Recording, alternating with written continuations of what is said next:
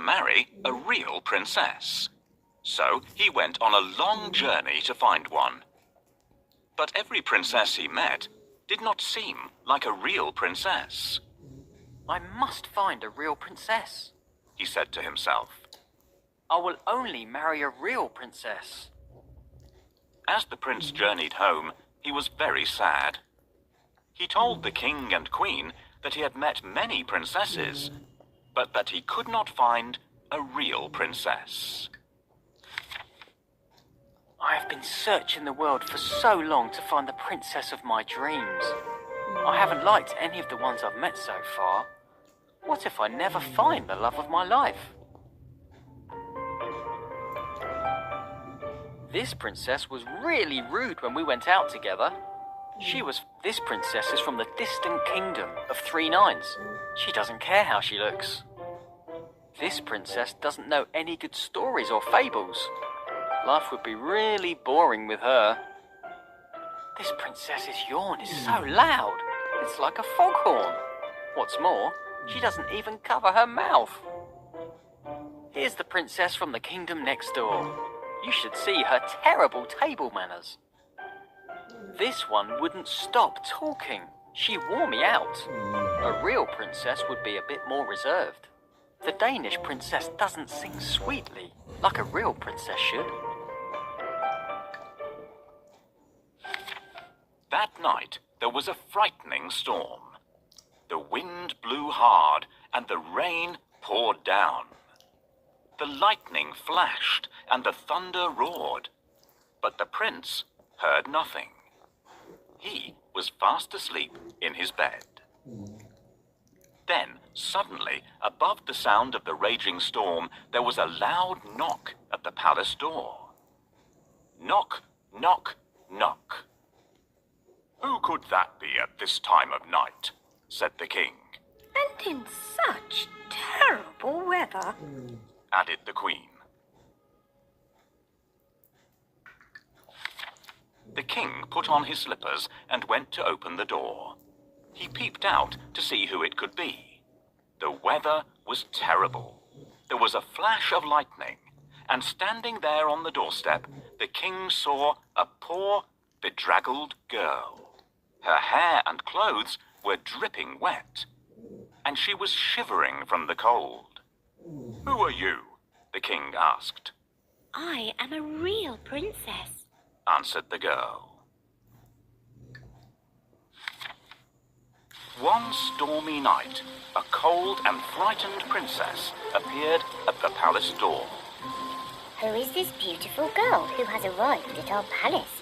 Why has she walked there in such bad weather? She should try ringing the bell so that the servants will open the door. "Please let me in." She needs to ring the melody on bells.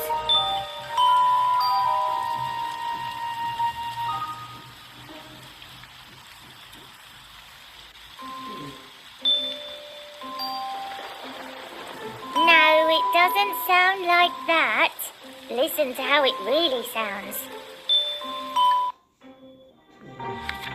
The king let the princess in, and the queen said that she could sleep that night in the spare bedroom. The princess was grateful and thanked the king and queen for their kindness. The queen then turned to the king and said, "We must find out if she's a real princess or not." "How?" asked the king. Without saying a word, the queen went to the spare bedroom and took off all the bed covers. She then took a small, hard, green pea from the kitchen cupboard and placed it under the mattress. On top of this, she piled not 1, not 2, but 20 more mattresses and 20 quilts. The princess climbed up the side of the very high bed and lay down to sleep for the night. The girl with wet hair and a dirty dress didn't look anything like a princess, but she was invited to stay in the best guest room of all. "The princess can sleep here tonight, but I'm going to put a pea under the mattresses. If she notices it, we'll know that she is a real princess. Now, where did I put that pea? Will you help me look for it? Try under the chair. No, it's not there. Perhaps our little kitten played around with it. Oh, I wish they'd leave me to get some sleep.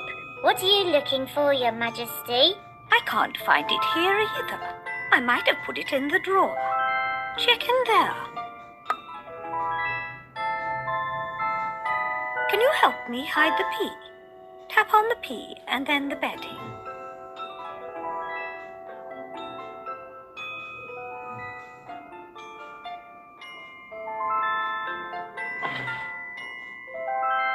Well done, everyone. We did it.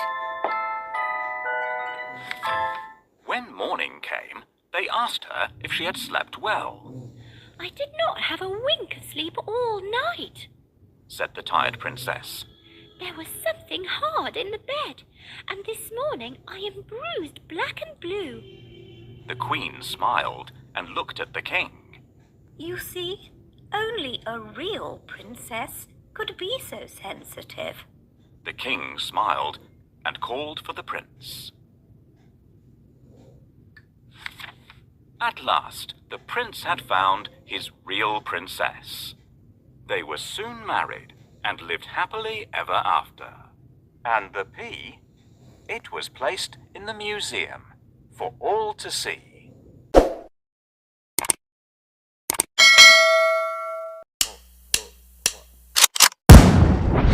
They call me a